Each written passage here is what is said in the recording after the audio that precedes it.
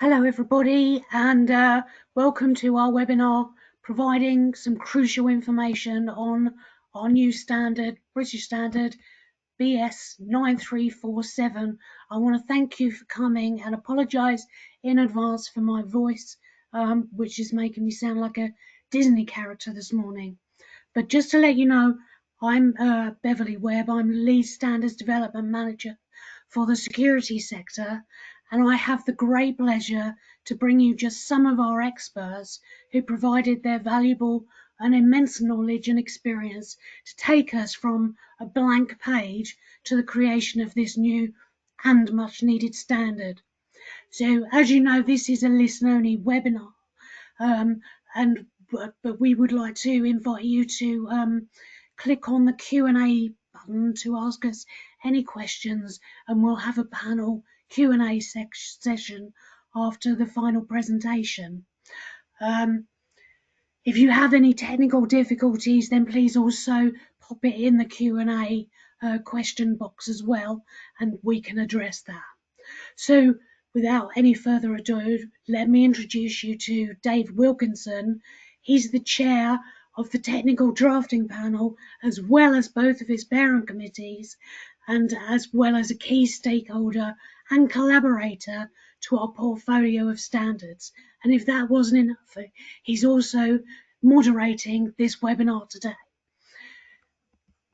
So I'm just going to hand over to Dave, and I'm looking forward to seeing any of your questions. Thank you. Thank you, Bev, and welcome everybody to the to this webinar. So, I go the right way. So, okay, quick introduction from me. I work for a trade association called the British Security Industry Association. I come from the industry itself, been there for quite some significant years now, lead a team of technical people in my business, and we provide technical services to the members of the BSAA. As a trade association, we've been going for over 50 years. We represent some different facets of the industry, electronic, physical and personnel. We also develop or support in the development of standards like today. This is one particular one that we've had a heavy involvement in. We also write guidance for industry and the wider community, and we also influence where we can change for the better.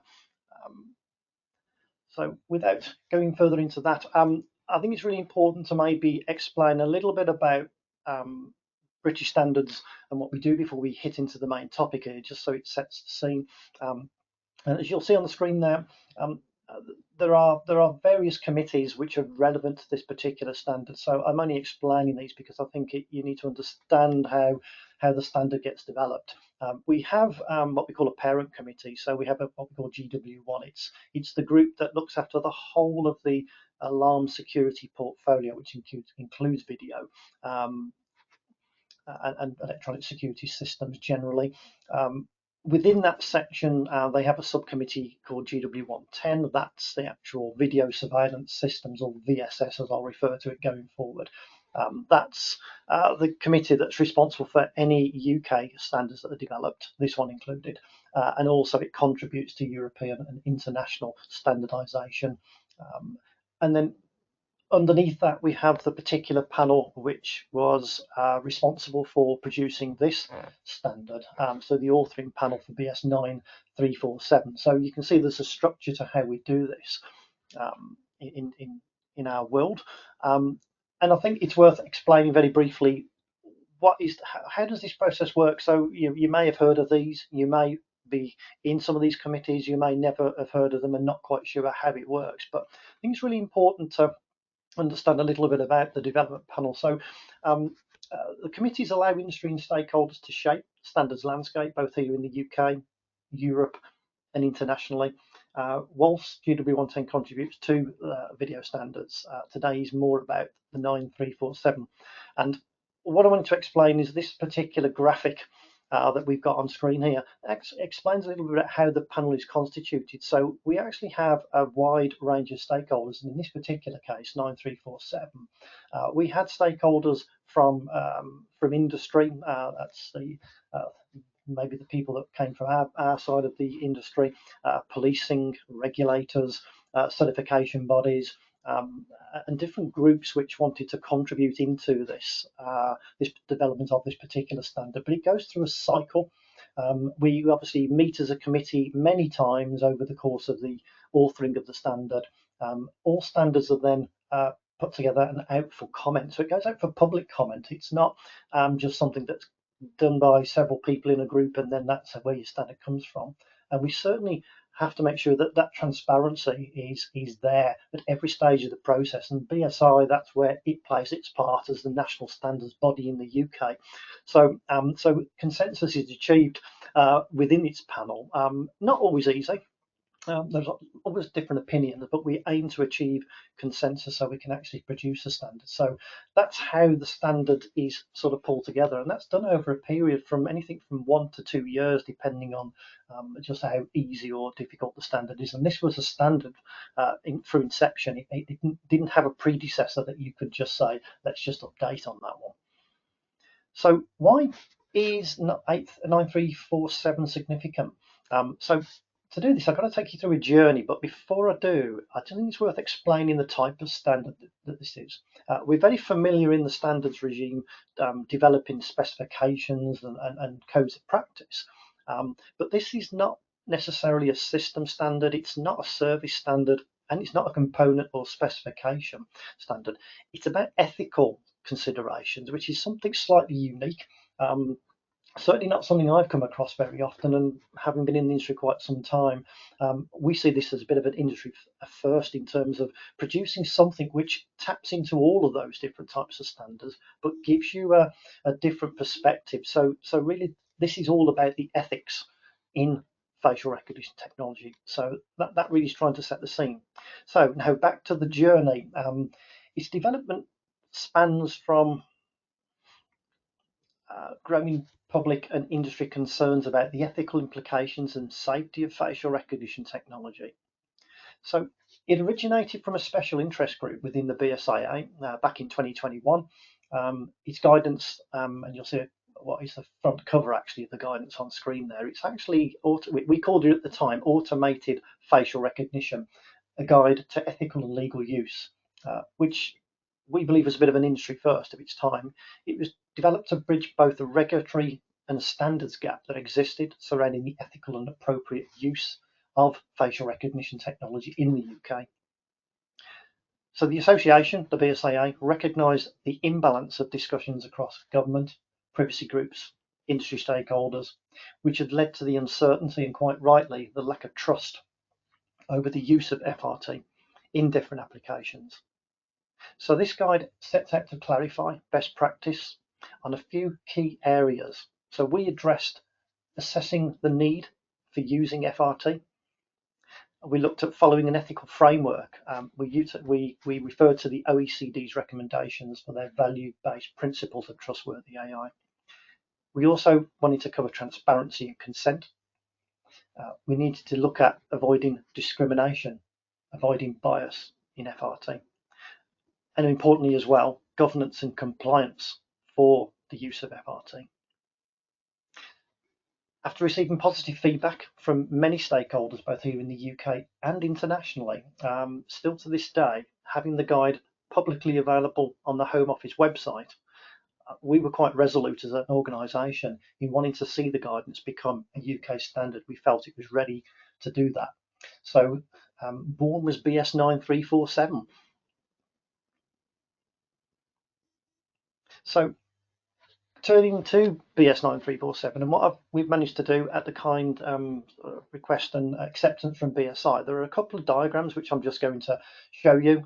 These are really key because these are in the standard and they really do sort of set the scene of what and how the standard has actually been done. So again, standards title slightly different, but again updated to make it relevant to how it's understood in the UK. So facial recognition technology is ethical use and deployment in VSS or video surveillance based systems, a code of practice. And again, in our view, another industry first. We haven't seen one based on ethics like this before. So this was something quite new to us, which we wanted to write. So again, it'll come of no surprise, the BSA guidance was used as a baseline for the content of BS 9347, and it follows a similar theme to its parent. But having a wider stakeholder group on the BSI committee entrusted to its development, the standard provides a more encompassing set of ethical recommendations from assessment of the need for FRT through its procurement, design, integration, which is installation, operation and review of the FRT system. The development panel included representation and commentary from software vendors, industry practitioners, certification bodies, research establishments, government, policing and regulatory stakeholders. So it's had a very wide view from many stakeholders on this. The standard is actually based on 6 overarching principles of trustworthiness, and it's presented as a Parthenon diagram, which is on the right of your screen there, which actually depicts the processes involved by each impacted party, that's each part of the supply chain, aimed at achieving the overall objective of trustworthiness. Its principles laid out on the left there are covering governance and accountability. So that's responsible AI. That's appointing a senior accountable person, a SAP as we call them in the standard. Human agency and oversight. So that's where you're looking at human in the loop, something you're going to hear a bit more about in this presentation today, which also encapsulates the levels of human intervention depending on the type of application. Privacy and data governance. So that's looking at the quality and the integrity of the data, legitimized access to the data itself. Technical robustness and safety. So we're looking at the accurate, reliable, and robustness for the digital security risks that are possible with such a system. We're looking at transparency and explainability. So explaining the awareness of the use of AI, its capabilities. And last but not least, diversity, non-discrimination and fairness. So we're looking at fostering diversity, avoiding bias, using diverse training sets to make sure that we eliminate bias. Some of the elements, most of the elements were taken from other sources where we felt were really relevant here. So the OECD I mentioned before, that their value principles, and also the European Commission with its ethical guidelines for trustworthy AI, which actually captures these points as well. So again, you can see there's an alignment here, not just from a UK perspective, but from European, so that we knew, given where regulation was going at that point when we developed the standard, this was something we knew we had to take into account. So the bottom aspect of the Parthenon diagram, and it's worth explaining this, is it covers the process or the life cycle. And it's really important, and what will be set out by both Martin and Paul in their presentations, is looking at, this starts from assessing the need. There's actually a really good decision tree in the standard, which you have to jump through quite a lot of hoops to get to the point where even using an FRT system is the solution needed because of its intrusiveness, because of the trustworthiness.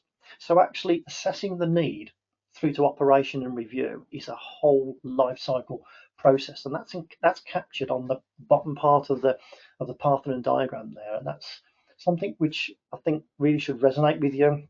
And it's important that you'll see in the following presentations the 6 overarching principles of trustworthiness.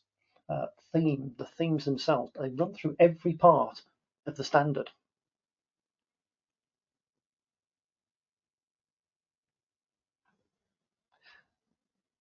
So one of the key aspects that I just wanted to finish off on in regards to the standard itself is actually the applications. There's 2 real key applications here in the standard as we see FRT as used. You have verification type of FRT and you have identification. And again, this is very similar to what we had in the former BSAA guidance. These guides are actually slightly modified, but actually come from the BSAA guidance, which was published. And when you separate it, we're looking at verification for FRT. That's where you might be looking at passports, mobile phone verification, where you're looking for ID from your phone, and controlled environments, access control systems, where the use of FRT is there. But it's based on a registered database. If you look at identification, we're looking in a different angle here, where this is more akin to obviously human in the loop. This is where you're looking at an FRT system used for a person of interest, a dynamic event, could be a public or a private use, law enforcement. So we thought it was really important to set out the difference between the two types of FRT here. And you'll see this as we go through the presentations and the slides. So that's where I think, yeah, I think that might be it. So that's, I think, the end of my initial presentation. Hopefully now you've got an understanding of the background and the theme of the standard. I'm going to hand over to Martin Watson, who's a key contributor to the standard, who's going to focus on the integrators and the user's perspective of facial recognition technology. Martin, over to you. Thanks, Dave, and welcome. Good morning, everybody. Hope you find this morning useful. It's been a passion of ours, as Dave's mentioned, for a while now to make sure that we had a standard that provided guidance and assistance to organisations and operators. My current role as Industry Liaison Director with Mighty Security, I've been in the security industry, like Dave, for many years. I'm also Chairman of the BSIA, a role I'm really privileged to hold. But just picking up on a couple of points that Dave mentioned, and the reason as an installer, an integrator, maintainer, working with customers who are operators of the system, I was really keen on this standard, was because providing that guidance, because there is an interaction and there is a real common theme where you need to work together, right from, as Dave said, when you're assessing the need. Facial recognition should never be your first go-to. You need to define why you're using facial recognition, how you're going to use it. So if we move on, I'm going to speak about a couple of specific clauses around clause 8, 9 and 10. So go to the next slide, please. So in section 8, or clause 8 of the standard, it very much talks around the design and the installation. As Dave's already mentioned, we use the OECD Parthenon and we use those principles of trustworthiness to design the standard around, and we looked about where each of the activities, be it an installer, integrator, maintainer or operator, fell into each of these clauses and basically principles of trustworthiness. So within the design and installation, it's a real tricky one, and it's a tough one for installers, because ultimately you install the system but you may not maintain it, and you certainly may not operate it, or you may have interactions. So it's really important that as an installer, when you're designing and installing a system, that you've looked at that, as it says there, human agency and oversight, that there is a genuine collaboration between the integrator and the operating organisation during that design, build, test and operational process. Dave's already mentioned the human in the loop. It was one of the things why we changed from AFR, automatic facial recognition, to facial recognition technology. A lot of the kind of human rights groups didn't like the fact that the perception was it was an automated system making decisions on behalf of human beings. And we very much agreed with that principle, and that's why you'll see human in the loop. Throughout the processes and throughout the standard, you'll see lots of reference to human in the loop. And our desire around this, to make sure that it remains ethical, is that before any action is taken, you can use the system and the technology to design or to make a recommendation, but a human will make the ultimate decision before anything's done. And there's lots of policies and training that need to address this, certainly in the operator space, which I'll come to a bit more. We talked about technical robustness and safety. And also the responsibility of integrators to ensure that the systems are secure and that the data can't be hacked and the data can't be downloaded or the data not misused. And it's very much about coordinating with your customers' IT departments to mitigate cyber threats. The world we live in today, unfortunately, there are cyber threats everywhere. So it's very much about looking at how we mitigate those as best we can. Around the transparency piece, it's about the systems must be tested for accuracy. There is an element of bias in all systems, but you need to make sure that you are aware of that and that you understand that, and that there is testing ongoing. This is why it was important, as Dave said earlier, that the developers and the designers of the software and the systems were also part of this standard. Very much about continuing that review loop to make sure that systems, if things are spotted that potentially are unfair and not transparent, that they're actually review those. And this is where it comes on to diversity, non-discrimination, and fairness. You must have risk assessments in place. You must be, constantly reviewing those to make sure that your system remains fair.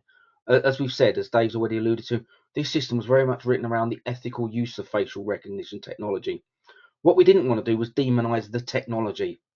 The technology, if deployed properly, does what it says on the tin. It will recognize things, you can use it for certain things, but how you use it and kind of the actions you take from that are very important. Okay, if we can move on to the next one. Next slide, please.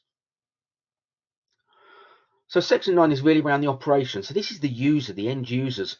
And this is where there's a massive amount of responsibility, because as I just said, systems do what they do. It's how that is used by organizations. And we do believe there is genuinely a place. There's lots of organizations that will effectively use facial recognition technology positively. But you always need to have that overarching look. And this is where there's lots of training and policies. And I'll come back to policies in a little while. But it was really important that firstly, you established governance and accountability. Dave's already talked about the senior accountable person. This is someone within the organization that is responsible for the oversight, responsible for ensuring that the use of it remains with the original intention and that is used appropriately. We've talked about human oversight, and it really emphasizes that need for that human intervention in the decision-making process. The system and the software and the technology can make a recommendation, but before any action is taken, you really need to make sure that a human is in that loop and in that process to say, actually, yeah, that makes sense, that aligns, that face, is that person, and before you do that, to make sure that we maintain that ethical piece. Privacy and data governance. We live in a world where GDPR data is under constant threat. This really requires the organization itself, and this is the operating organization, working with their designer, integrator, and maintainer to make sure that data remains intact and that it remains safe. And that they've also got a deletion policy. We often talk about data and the collection of data, but actually when that data is no longer appropriate to retain, you need to have a really robust deletion process and policy. Technical robustness we talked about, and it's around a safety audit. It's around continuing monitoring to ensure that the system remains safe and robust. And it's transparent. We talk about the transparency of this. Back in the old days where we used to just say, oh, CCTV operates here, and by entering you were deemed to have consent. Most people will be aware now that under the new rules, there is no such thing as of kind of implied consent. You either consent or you don't consent. And this is why this policy and this standard is so important, because it gets it gives you a safe guideline through that journey of how you deploy this technology ethically and safely, and transparently, so people know what it's being used for. People don't know that it's in place, and if they want to ask questions, they know who to go to. And then finally, on this one, diversity, non-discrimination, fairness, we talked about this a lot, and we will always continue to talk about this.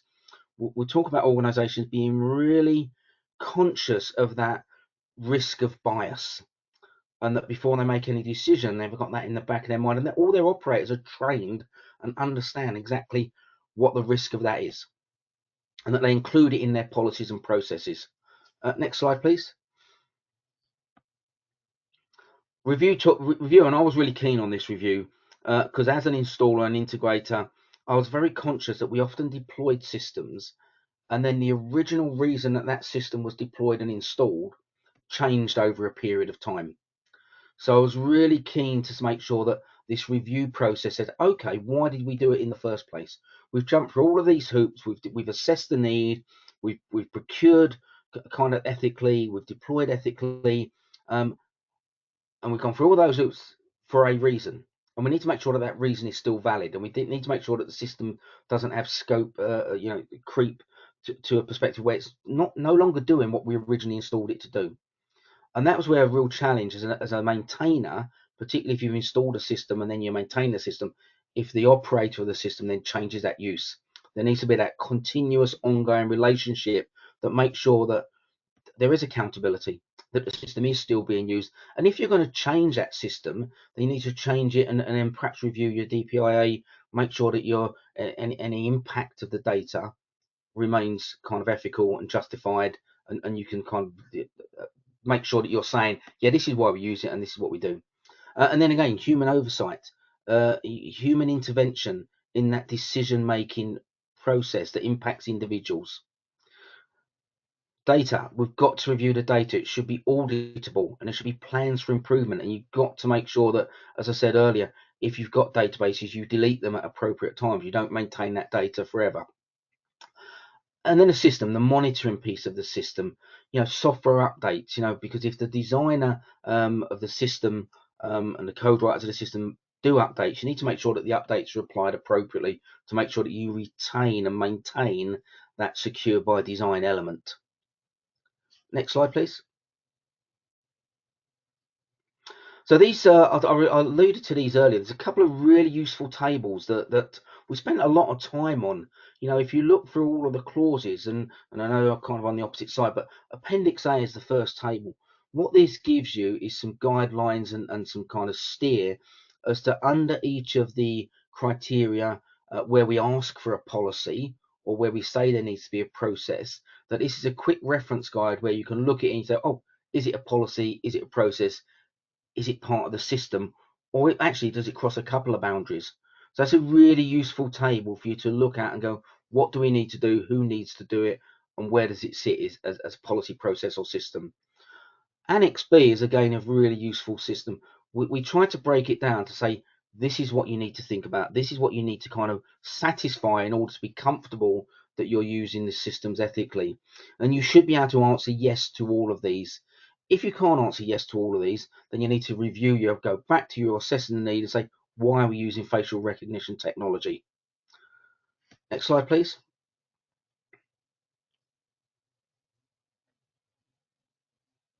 So in summary, design and installation really emphasizes that importance on human in the loop. It really looks at the technical robustness and transparency.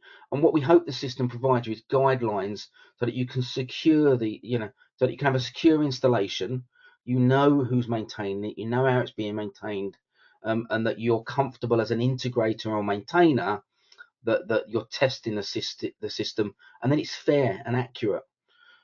When you're an operator, the customers, there's a lot in the standard that customers have to adhere to, but it's really about focusing on the governance and accountability and the data and how you protect that data.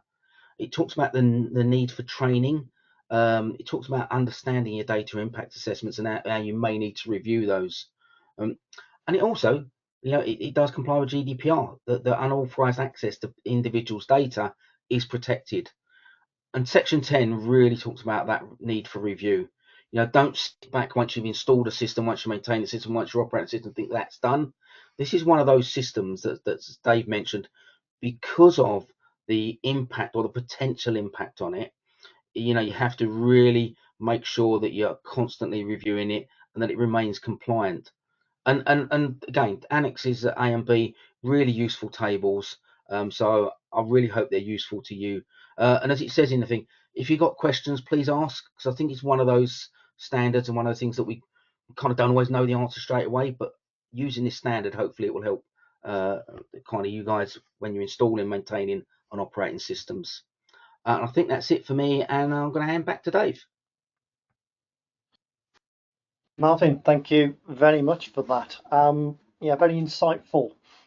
So I think having understood how the ethical compliance can be achieved from the integrator and the user perspective, I think it's key to note again, you'll see a little bit of repetition, and this will be repeated, I think, in Pauline's presentation as well. The theme of the 6 overarching principles, it really does, it flows through the whole document in every part of the supply chain. It's really important, and this is something we felt from the very start. We've got to have a consistent approach to this so that everybody involved in this understands and accepts the 6 overarching principles. So I think given where we are with that, we're going to now go and focus on the where and why can the use of FRT be ethical. And to talk to this, I'm going to hand over to Pauline Nordstrom, another key contributor to this standard, to explain this in more detail. Pauline, over to you. Thank you very much, Dave and Martin. So yes, I'll be framing, the context here a little bit. But first, perhaps if I introduce myself, I'm the founder and CEO of Anacanta AI and Anacanta Consulting.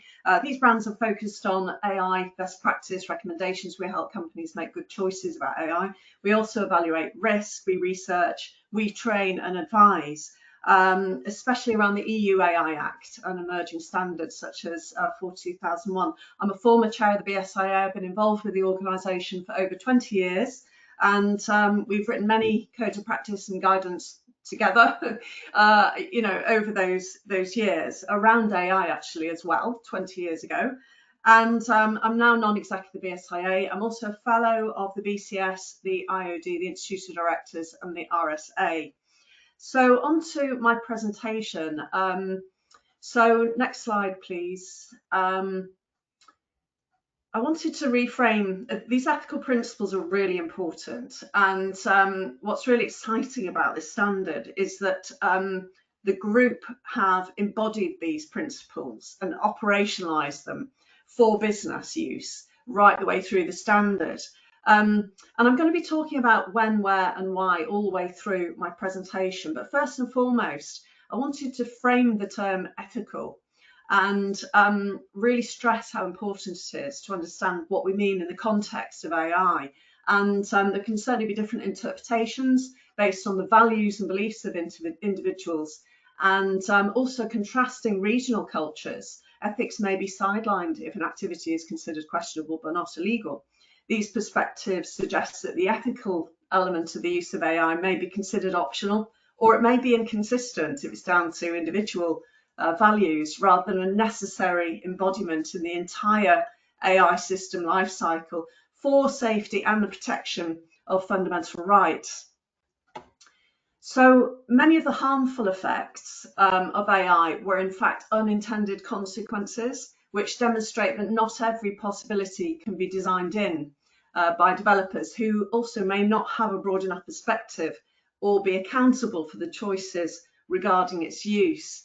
Ethical AI involves the adherence to what have become de facto principles now that both Martin and Dave have alluded to and covered in their presentations.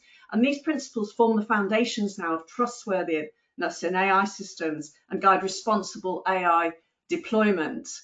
And another point here is that ethical behaviour from leaders, from the board and leaders in organisations is absolutely crucial.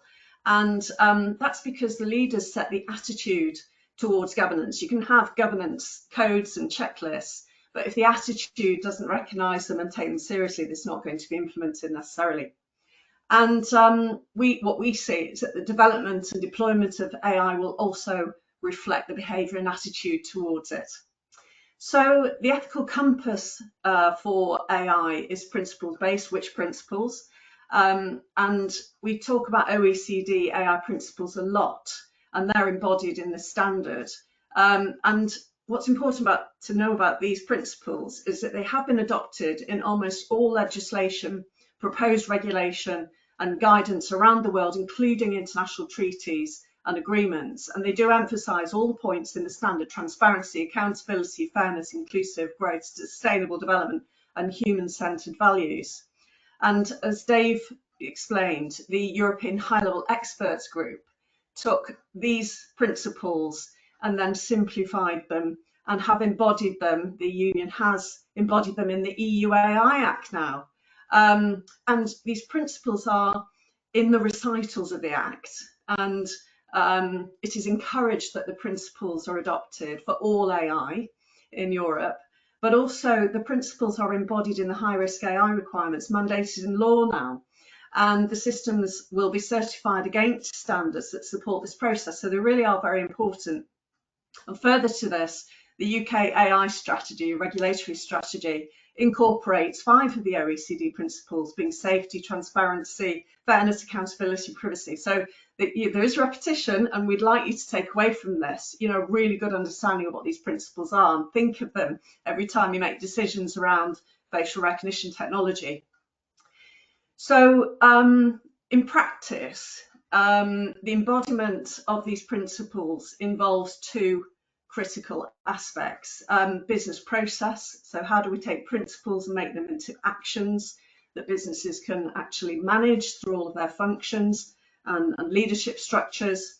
And we recommend leveraging AI management frameworks for this, and there's a new one, ISO 42001, which encourages the establishment of risk management towards all AI used in a business, and facial recognition is an AI technology and it should be treated as such. And the management framework encourages the building of trust, setting overall AI policy. So if you're using FRT, is that in your AI policy? And have the appropriate risk assessments been done, as the standard requires too? And undertaking the impact assessments and putting those monitoring and control measures in place, and crucially ensuring regular board level review. So you're reviewing the use of it, monitoring any scope creep, and also that the board is involved in this process and taking responsibility and accountability where it's appropriate.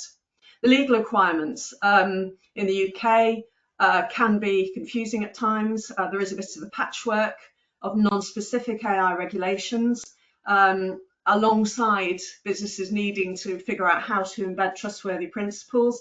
The main piece of legislation that governs data and facial recognition technology is the Data Protection Act, which incorporates or introduced the GDPR, General Data Protection Regulation, and that is the foundational piece that we have to work with in the UK. So next slide, please. So I'm going to move on to some case study examples. I've got 2 for you today, and they're where there have been challenges, and I'll explain how those challenges could have been overcome. The standard doesn't solve the problem of lack of regulation in the way that EU AI Act does, but in the meantime we work with what we have available. Now the first case study is the Bridges case, which was Liberty against South Wales Police, and it was a judicial review of the use of facial recognition in public spaces by law enforcement. It was a landmark case to test and challenge the regulatory framework and the police policies. There were some challenges, and you could argue that if they had BS 9347 at the time, there could have been different outcomes, because they would have been encouraged to actually work through the decision tree that is embodied in the standard. And that says, we were quite open when we said, that actually said don't use it if you cannot fulfill all of these requirements, and if you can, continue to manage and monitor. So South Wales Police used the technology to scan public places and match faces against a watch list of individuals, and while intended to enhance public safety, there were some significant ethical and legal issues. So I'll run through those. So there were concerns about bias in the data. The standard does address that. You ask the questions about bias. In this use case, it was unclear whether the training data sets were diverse. And the crucial point here is that the police had not asked the developer. So if they were using the standard, they would know to ask the developer, because it's actually clearly set out. If data sets aren't diverse, it increases the likelihood of misidentifications, particularly for minority groups. And in this case, the developer declined to disclose the training methods or data on the basis of competitive sensitivity, which is perfectly reasonable. But we shall see what happens in Europe, because it's possible that disclosure may be mandated by the court under the EU AI Act. The risk assessments weren't full enough in terms of looking at the impacts prior to the use case. The BS 9347 emphasises what you should be looking at, and it's beyond the data protection impact assessment. So in this case, there was no regard for human rights impacts in that risk assessment, and it was focused around data protection impact, which was too shallow and arguably focused more on data than on people. The watch list selection, who goes on the list, it was opaque, and they hadn't followed the public sector equality duty regarding bias, which led to concerns around fairness and accountability. And looking at the ruling, it was actually declared that the use of the technology was not in accordance with the law. That's a direct quote from the judgment, due to these failings. But it highlighted the necessity to comprehensive risk assessments and safeguards for the police and guidance with regard to when, where and why it should be used to prevent misuse. And the recommendations broadly required the police to bolster their own guidance, and with 9347, that's an additional piece for them to work through, which is very clearly set out and easy to follow. It was also pointed out that the law in the UK is inadequate, so I think we're all grappling with that, and we have GDPR, so that's what we have to work with. We'd like legislation, and that would be a positive move for providers and deployers. It's happening in the EU, where compliance with the EU AI Act results in the requirement for CE marking, post-market surveillance. So many of the points in the standard you will see are actually in the EU AI Act with regard to what is the best way of staying in control and making sure that harms don't creep in due to the use of the technology. So moving on to the next slide. So the next case study is a commercial application. It's in the public domain. Both of these case studies are in the public domain and reported through, the legal journals and also through the ICO. This was Serco Leisure and their use of facial recognition technology for a time and attendance system. Now, this was considered by many as a relatively benign use case, actually, with minimal impacts and bringing really great convenience to the use case. But when the Information Commissioner looked at it, they said, okay, there are a few issues with this, which has created great clarity actually for industry in terms of when, where, and why, and who is using the technology. There was no valid consent. So that's strange, because the employees signed the piece of paper to say they consented. But the ICO said that's not valid consent because there's a power imbalance, make it unlikely that the employees could freely opt out of that, which is a requirement in GDPR. And further to this, their pay was dependent on the use of the system. So increasing that power gradient between the employer and the employee. Privacy minimization was a problem. No alternative solutions were made available, which was also linked to the invalidity of consent. And the transparency, the employees were not informed about how their data was being used, their biometric data was being used and stored. So the actions that followed, the ICO said you need to stop doing this and emphasise the importance of valid consent. Really great clarifying points from the ICO for industry to explore less intrusive methods. Of course, the standard incorporates these questions. It could have been done in a different way, where ethical considerations could have coexisted with the legal requirements.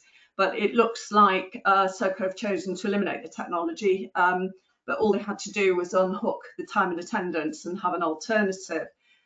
So it demonstrated the necessary sort of aspects of robust oversight, valid consent, proportionality, and using ethical considerations to guide the decisions. So 9347 would undoubtedly have helped in this case.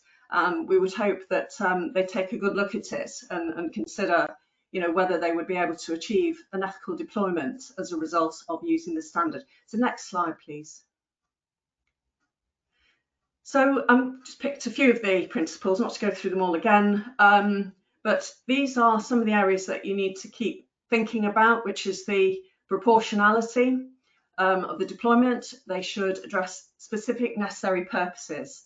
For example, using FRT for public safety efforts is more justifiable than for mass surveillance. Human oversight is mandated in the EU AI Act under Article 14, and automated decisions which impact on rights must include human intervention to reduce risk. The standard has this built in. As Dave was explaining, this distinction between verification, is it you, versus identification, who is it? Privacy by design is absolutely crucial. It's a GDPR requirement, but there's a point here about segregating data sources, which I'll go on to in a second. But I have to say that every instance that professionally in Anna Council we've looked at, we have found that there's been a lack of consideration towards the impact of combining data sources, and this is going to emerge as something which will come into that risk portfolio. And trust and public engagement is absolutely, building trust and public engagement is absolutely crucial to ensure alignment with the societal values, which is really good for business reputation as well. So next slide, please. So I'll mention this point and really emphasize it because it's so important, because as AI becomes more functional, businesses are using it company-wide and they are implementing their 42001 management systems, all aspects of AI use in businesses needs to be looked at, including the facial recognition technology and the functional use. So this would be used in security, one of the business functions. So some of the risks. So if you combine data sources, you may start accidentally profiling and tracking individuals beyond the ethical or legal bounds. And in fact, in the EU, this process is prohibited in certain scenarios, such as being used to prevent or help people to access employment and public services.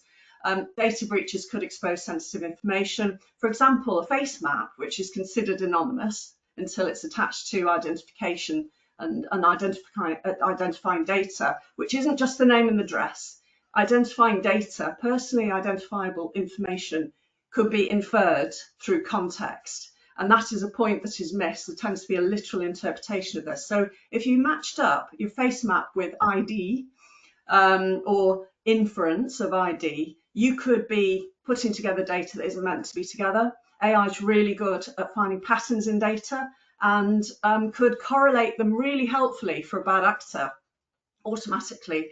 We've talked about function creep throughout, where the use cases expand beyond their original intent. Maybe because the data source and its sensitivity, the markers and controls are lost when they're assimilated into a data pipeline. And an example of data being absorbed where it couldn't be extracted is probably in Clearview AI, where the images of UK individuals could no longer be segregated by region, and it was impossible for the developers to remove UK citizens' images. Looking at the ISO 42001 framework, contextual risk assessments are encouraged, and we recommend tailored evaluations to ensure ethical deployment. That checklists don't cover all eventualities. It needs to be a different way of thinking, and the standard will encourage that. In data governance, I've actually recently taken part in a webinar with BSI and Bridge AI on ISO IEC 5259, which is a data quality standard which requires and encourages tracing back to source. So if there's a policy and action around this, which requires justified and segregated data use, it's more likely you'll mitigate the risks. And organisations can adopt these practices and avoid the pitfalls of misuse in the future. So next slide, please. So some of this is what we would like to happen. Some of it is already in place in terms of certification and regulation. Building trust is absolutely essential for the responsible deployment of FRT because it's such a powerful technology. I think there's no getting away from that. It can be extremely effective for businesses and for public services. And the EU AI Act approach offers a pathway, and the standard does align well with the EU AI Act because the OECD principles are embedded. And that is to ensure compliance. We'd like to see certification schemes that can check products against predefined standards for safety, fairness and transparency. Like the EU product safety regulations, there is nothing like that in place in the UK, or there is some talk about it. To build confidence, certification provides assurance to stakeholders that systems meet ethical, functional and legal requirements. Now, the standard is a code of practice, so it's not auditable. But if you adopt it, you are going to be much closer to meeting these requirements than if you didn't adopt it. And if you don't adopt it, you run the risk of getting into trouble with the regulator. And also, regulation and certification encourages innovation, contrary to what many say about this. In industry, regulation establishes clear boundaries, standards create de facto ways of doing things that procurement teams hook into and make requirements. For example, public procurement may require this standard in the future.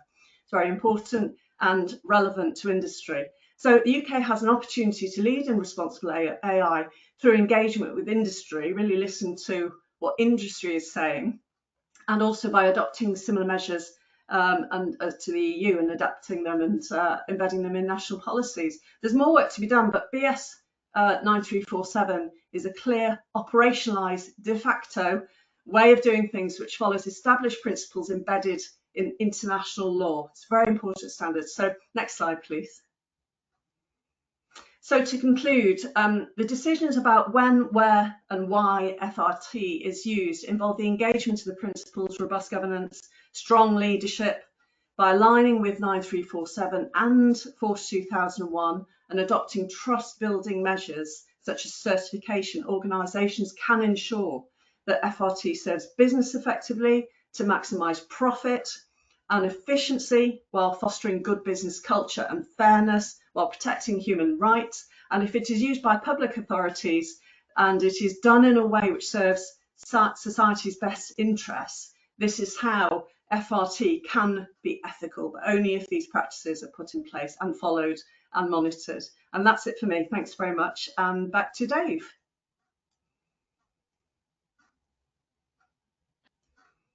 Pauline, thank you very much for that. That was really insightful.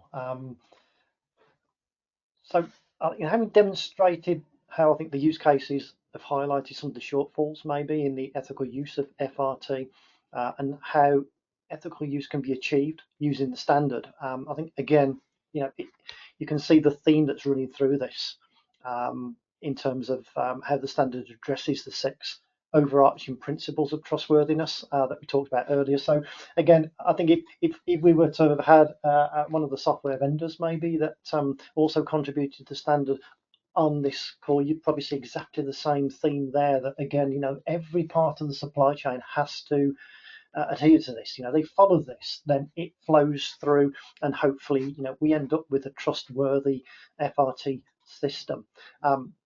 So again, that comes to the end of the sort of key discussions and the speakers on there. We wanted to move across now to the next stage now, which is going to be a Q&A. We've got a little bit of time for that before we close off. Again, we've got some questions that have actually come into the chat. So I'm going to offer those out to Pauline and to Martin as well. So we'll see where we go with those. So first question we had was, how do these standards, in fact, let me do them in the order they came in, so at least those who got there first. So first question we had was, how does FRT used in, I assume that's access control, align with GDPR? So it's a question there. Does anybody want to pick that one up? Yeah, I'm happy to pick that up, Dave.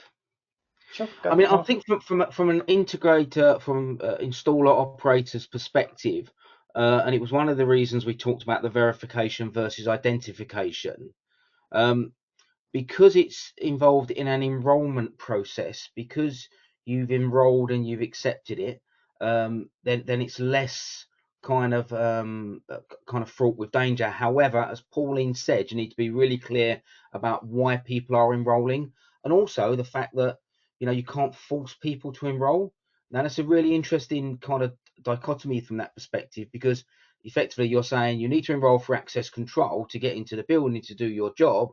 If you don't enroll, so it's part of an enrolment process. So from my perspective, it's less fraught as long as you're clear with people about why it's being used, how it's being used, and that they have an option. I don't know if Pauline, you have anything to add to that?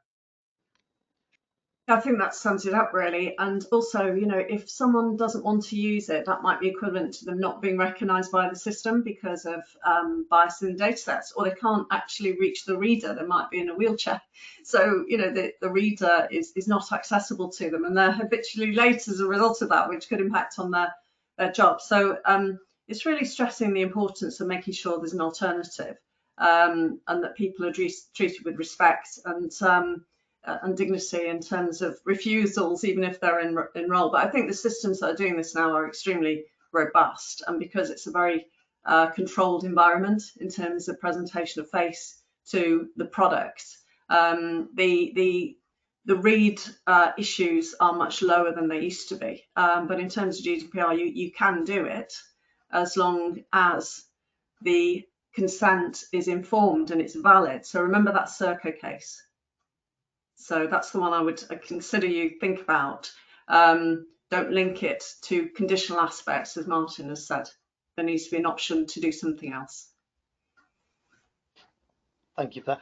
I think it's also important to maybe note as well, from the standards perspective as well. Again, we had some good feedback from the regulator, the ICO, on this. The need for a DPIA using FRT is something which is a requirement as well. So again, I think when you put all that together, you have to consider GDPR. It is part of that process. And if you are going to use it, like Martin said, there needs to be option there. You cannot force people to use it for the job.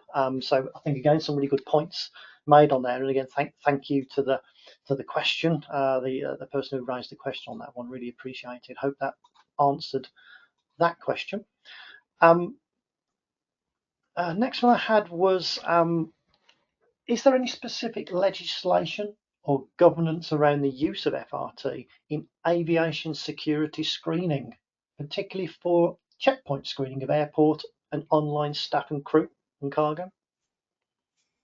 Anybody want to pick that one up? Or would it be the same? It's an emerging area for sure, but GDPR, when I said that in my presentation, it is the common denominator across all biometrics-based deployments, and outside the region, GDPR is looked at as Brussels effects.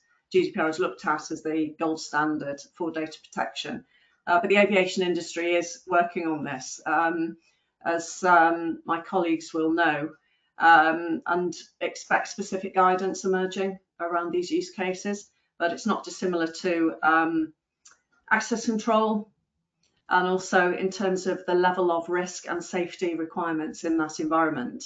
There are different ways of addressing those issues using this technology. I don't know if, Martin, you wanted to comment on this? I think you've covered it, Pauline. Obviously, we know that in aviation, the screening process is significantly kind of more robust for obvious reasons, particularly if you're airside.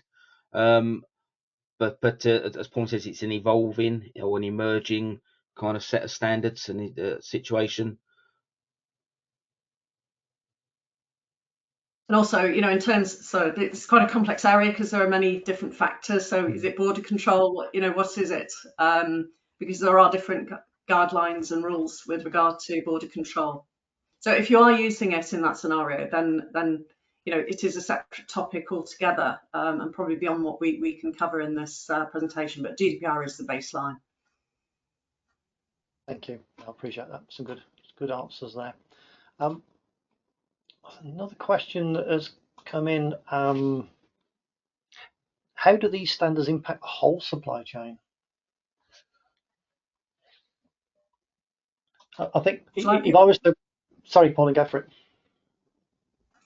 So how do they affect? Well, as we know in industry, we're all industry people. We do this for a living, and that is making decisions around good or bad technology, and making decisions about processes in businesses that ensure good and effective use. And in the entire supply chain, it's the procurement teams and those responsible for making decisions, including the development teams, who need to consult with the organisation and their colleagues, depending on the size of the organisation, with regard to what are good sources of data. You'd be absolutely horrified to hear some of the stories about procurement of data where questions have not been asked about whether it contains any personally identifiable information. Well, we didn't know to ask that question. Well, they should know to ask that question after this webinar. And how this washes through is that you have a cascade effect. So all the players in the supply chain have acknowledged a standard, and we see this in aviation, in security, we see it in transportation, because it's everywhere in industry. This is how we live and breathe and do things in a de facto way, especially if there isn't regulation. But standards often drive the world regardless. So the procurement practice says you must operate under 9347, and it is industry that makes the decisions and regulates itself. So hopefully that answers the question. I'm sure, Martin, you'll want to jump in on this. Yeah, absolutely, Paul. I mean, if I could just add to that, I think as we said, and we didn't cover those sections in specific detail, but as Dave talked about, there are elements within the standard that talk about how the systems are designed and how they're kind of developed and kept up to date. and that needs to be considered as part of that procurement process. When we talk about the supply chain, you need to make sure you're procuring from reputable people who are adhering to the standard, who are considering the standard, who are looking at bias, constantly looking at ways to improve it, looking at, so sometimes you might say, actually, we're going to buy from a particular manufacturer because they've got a feedback loop that says this is how we feedback observations that we've made during the operation. So it's a continual process, but as Pauline says, everyone's bought into this. A lot of the manufacturers and the designers of the systems are aware of this. The regulator, as Dave has said, which is why it's so important and why we're so excited about the standard, because it is industry wide and it has that kind of fingers into all of those. But what it does do is give you guidelines. It gives you a real good steer about, actually, if you adhere to this, then you should be able to deploy a facial recognition system in an ethical manner and operate in an ethical manner. And further to that, I made the point about ISO IEC 42001, and it would be remiss not to mention that standard, because what procurement teams will want to be looking at very soon, when that standard is fully complete in terms of the accredited certification bodies, start asking for it now, because that will drive the process whereby providers of the software will think about whether they implement an AI management system which governs their development cycle, the life cycle, and 9347 plugs into that. So these standards are complementary to each other, they work together. Yeah, some really good points there, and I think I'm glad you mentioned that, Pauline, because again, 42001 is a very new, it's a very new standard. In fact, I think when we wrote 9347, it wasn't really about, so therefore I don't think it's been referenced in there. But that just goes to show, I think, the pace of change, the recognition here that a lot is happening. And I think, I read that question, and it was, as how do these standards impact the whole supply chain? I think, great question in terms of, we have focused on a few key areas, but quite rightly, and Martin's just re-picked that back up, it covers the whole supply chain. If you look back at that Parthenon diagram that I shared earlier, at the very bottom, the steps to that Parthenon, actually that is the supply chain. That's everything. That's every part of that process. And again, because we were fortunate to have a good contingent of contributors to the panel, that did give us that opportunity to reach out, and we had people not just from the UK on that. We had a lot of interest from other countries that wanted to be part of this panel. And of course, it's a UK standard, so we've had to be realistic about, we want UK understanding, but we do need to understand the wider picture. And I think, as Pauline's intimated, there's an awful lot of linkage here with Europe and beyond, and I see this in other work I do in terms of cybersecurity. Everything is about the holistic approach, and I think this standard captures that. And this is why I made a point earlier on to explain a little bit about committees and what this particular standard delivers in ethics.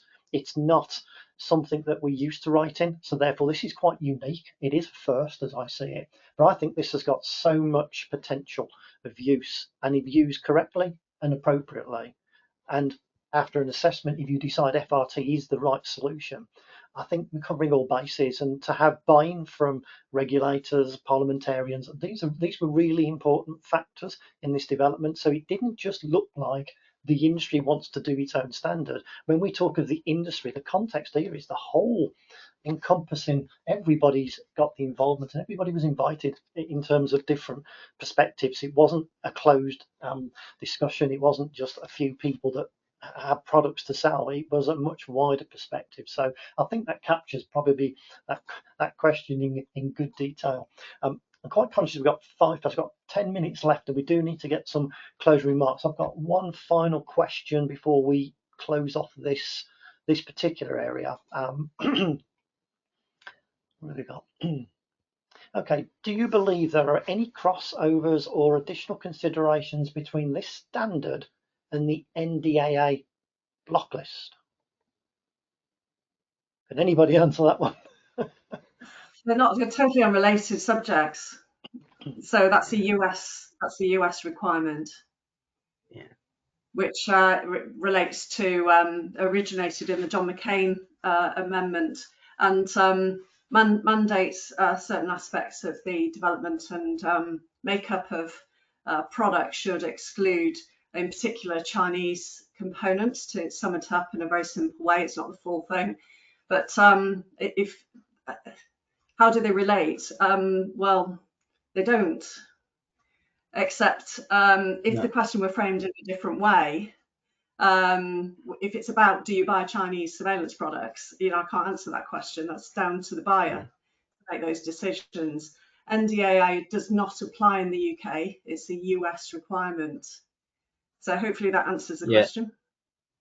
Yeah, and just to follow up on that, Pauline, from an installer, this is not about don't buy Chinese products. This is about assess the system, assess the need for the system, and make sure it's compliant with the principles under OECD, and then you'll be safe. It's not saying don't use Chinese, only use NDAA. But as Pauline quite rightly says, technically NDAA is not a standard we adhere to or have to adhere to in the UK. Thank you. Thanks ever so much for that. And again, thank you for the questions that have been raised. We've answered all the questions that I've seen in front of me. So hopefully that has been of great value to the audience. I'm going to finish off now with some closing remarks, if that's okay. So who wants to go first? Martin, do you have any final closing remarks? Yeah, just to kind of say, from an installer, because this is where this started, and as Dave's already alluded, this is different to everything we've done before. Normally, we get very technical about how to, where to, etc., from a technology perspective. This was looking much more broadly about the whole system use, and actually the people who are using it as well, making sure what training's in place. So it's a really important standard, as Pauline said. It's leading the way. Nobody else in the world has done this as yet. We're very much leading the way from an ethical use of facial recognition. But constant questions, and my final remark would be, if you're not sure, ask. Make sure you kind of look at the right questions, ask in the right manner, with the right framework in mind. Thank you, Martin. Pauline, anything final from you? Yes, well, naturally, I'm going to seek primary legislation on this matter. So why not? We're deeply embedded with EU AI Act, and if EU have legislated, why haven't the UK? So we're a bit perplexed by all of that, and I know many stakeholders are asking that question. A piece that says there must be certification of products, a piece that says there must be the 9347 code of practice in place when decisions are made about the procurement and use, design and use of this software. I'd like to see, and a lot of this is my desire, I really want this to happen in the UK, because I think it will foster an industry and create growth in this part of the economy.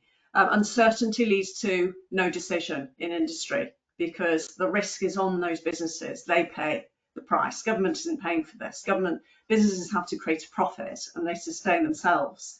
And if the risk is too high, they won't do things. That's why AI adoption is stifled in the UK. So, and just want to emphasise that point. So we'd like to see primary legislation. Delighted to see that surveillance and biometric surveillance camera commissioner is not being abolished.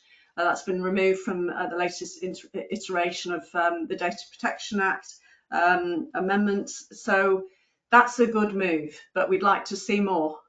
And we'd like to see some proper regulation. We'd like to see beyond GDPR. We'd like to see this standard at the heart of it. Government should adopt it in national policy. This is the way you do things with FRT, and also that the training and the use should be certified to a standard.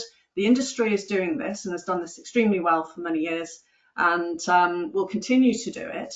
But with government support, you could see a whole economy of assurance, certification, training, and a different approach across the entire ecosystem and supply chain that fosters trust and pride in using this in a way that is ethical. That's where I'd like to see it going. And many of those are my views, not necessarily the views of BSI and BSIA, but I think I've made it no secret that that's what we need to be doing. And I know I've got support around the table for those points and wider.